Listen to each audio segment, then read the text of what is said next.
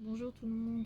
Aujourd'hui j'avais envie de vous faire une petite vidéo sur une routine que j'ai trouvée chez Sadhguru.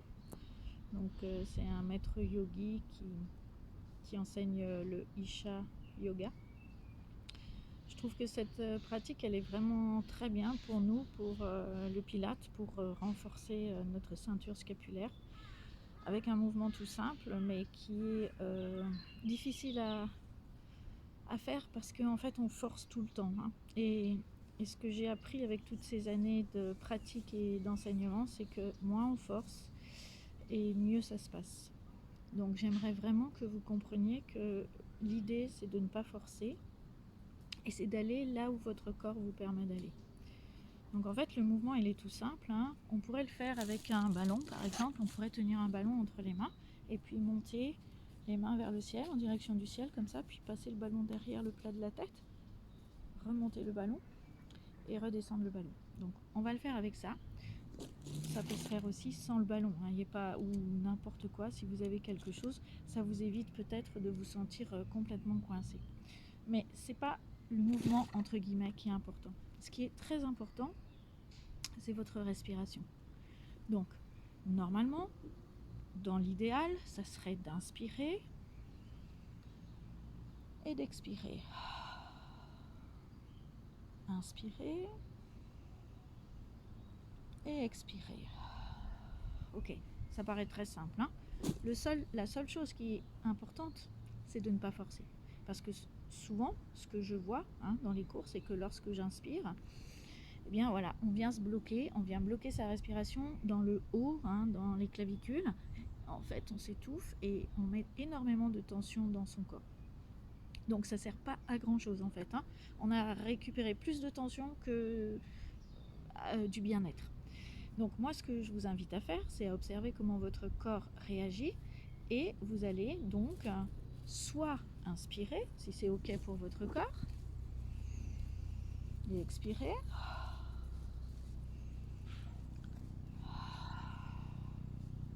soit vous allez le faire sur l'expire. Et auquel cas, quand vous allez le faire sur l'expire, ça va vous détendre à chaque fois un peu plus. Donc si vous avez besoin de reprendre de l'air, vous reprenez de l'air. Mais en tout cas, l'idée c'est de ne pas forcer. Deuxième chose, il va y avoir des corps qui vont pouvoir aller ici, d'autres là, d'autres ici, d'autres passer derrière, d'autres ce ne sera pas possible de passer derrière. Donc ça, c'est quelque chose qui appartient à votre corps et c'est quand vous allez respecter les capacités de votre corps, hein, que vous allez améliorer la situation. Et souvent, d'ailleurs, on nous a toujours appris, hein, à forcer à aller plus loin. Et quand on force, qu'est-ce qu'on fait? On se détend ou on se tend? Bonne question. Donc en fait, l'idée, c'est de ne jamais forcer. Mais c'est ça la chose la plus compliquée à faire, puisqu'on nous a appris, hein, depuis tout petit à forcer, à faire les choses et à oublier son corps. Donc moi aujourd'hui, ce que je vous invite, c'est vraiment à respecter ce que vous dit votre corps, puisque c'est une pratique. Et comme son nom l'indique, on va pratiquer, pratiquer, pratiquer.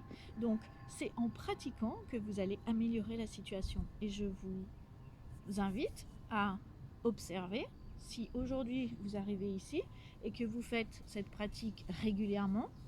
Bien sûr que plus on la fait régulièrement et moins on met de tension, plus on va débloquer son corps. Ça paraît très logique, mais c'est des choses auxquelles on ne pense pas parce qu'on nous a appris à forcer. Et donc nous, on ne cherche pas à faire petit, on cherche toujours à faire grand et on cherche toujours à arriver. Alors que c'est pas du tout le problème d'arriver, c'est le problème de faire, d'être sur le chemin et d'avoir du plaisir à utiliser votre corps. Donc ce n'est pas l'exercice qui est important, c'est comment vous allez le réaliser. D'accord? Donc ça, prenez bien en compte comment réagit votre corps et acceptez que si votre corps il arrive ici et que votre mouvement fait ça, eh bien c'est ce que votre corps est capable de faire. Vous devez, on appelle ça le sourire intérieur, hein, ou Pilate face, vous devez être capable de le faire avec le sourire. Et ça, c'est pas gagné. Ça, c'est les chiens qui se promènent, hein, qui vont passer bientôt devant la caméra. Donc je suis désolée. J'ai trouvé un petit coin dans la nature. Allez, café. Hop, voilà. Donc on va pouvoir pratiquer. Donc je vais vous guider. Si ça va trop vite, vous allez à votre rythme. Si vous ne pouvez pas inspirer, vous le faites à votre rythme. Et voilà, donc on va le faire 3 fois. Donc ça, c'est le premier mouvement, 3 fois. Et puis le deuxième mouvement, c'est j'emmène les mains devant et je ramène les mains. Donc si je le fais sans le ballon, c'est les mains qui sont collées ensemble. J'inspire et j'expire. Voilà, c'est tout simple. Et ensuite, on cumule les 2 mouvements. N'oubliez pas, sans tension, avec le plus de plaisir possible. Donc, on se prépare. Donc moi, je vais le faire sans le ballon. Je préfère les mains posées l'une contre l'autre. J'inspire et j'expire. Et c'est parti. Inspire. Doigts qui montent vers le ciel. Expire. Emmène les mains derrière le plat de la tête sans creuser, sans pincer dans ton dos. Inspire. Doigts qui vont vers le ciel. Et expire. Redescends les mains au niveau du sternum. Deuxième. Inspire. Remplis les poumons. Laisse l'air descendre dans tes poumons. Expire.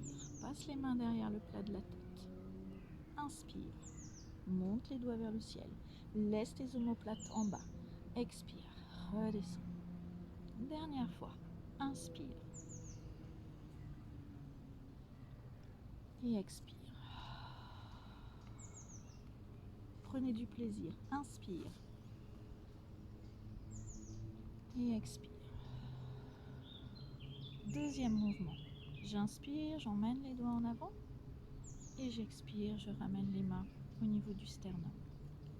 Inspire, emmène les mains en avant.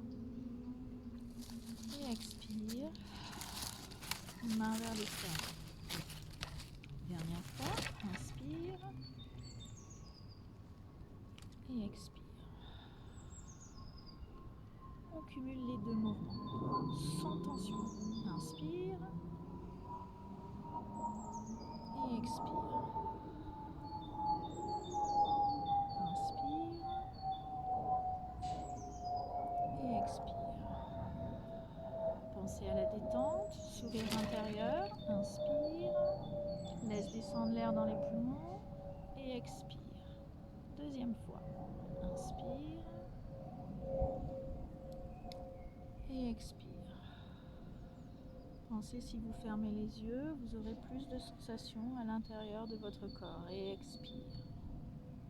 Inspire, emmène en avant et expire. Dernière fois, j'inspire et j'expire. J'inspire, les doigts vont vers le ciel. J'expire, je redescends les mains vers le sternum. J'inspire, j'emmène les mains en avant. Et j'expire, je ramène les mains au niveau du sternum. Prenez quelques instants. Observez votre corps. Observez votre respiration. Et vous pouvez ouvrir les yeux. Je vous souhaite une belle pratique. Je voulais rajouter quelque chose par rapport à la respiration. Excusez-moi. J'avais envie de vous dire que lorsque vous inspirez, vous devez descendre l'air dans vos poumons. Donc ne faites pas ce mouvement de... Vous allez vous bloquer et vous mettre des tensions inutiles. Passage de Mademoiselle Mia. Désolée. Donc j'inspire, l'air descend dans mes poumons. Et à l'expire, l'air remonte vers l'extérieur. Pensez toujours que, en fait, entre guillemets, j'aurais envie de dire, faites l'inverse de ce que vous aurez envie de faire. Souvent, on dit inspiration. Et nous, on pense à aller chercher l'air vers le ciel. Bien sûr que vous prenez l'air, mais vous le descendez dans votre corps. Donc, ce n'est pas du tout la même chose que d'essayer de le faire rentrer alors que vous faites exactement l'inverse. Si vous pensez à le prendre et à le garder en haut, eh bien, l'air ne descend pas. Et ça ne vous oxygène pas et vous vous sentez bloqué. Donc, je vais faire une nouvelle vidéo sur cette respiration qui me semble vraiment très importante à expliquer. En tout cas, je vous souhaite une belle pratique pour ceux qui connaissent. Et puis, pour les autres, n'hésitez pas à me poser des questions et à m'envoyer des petits messages pour que je puisse vous réexpliquer. Voilà. Je vous souhaite une belle pratique. À bientôt pour une nouvelle vidéo.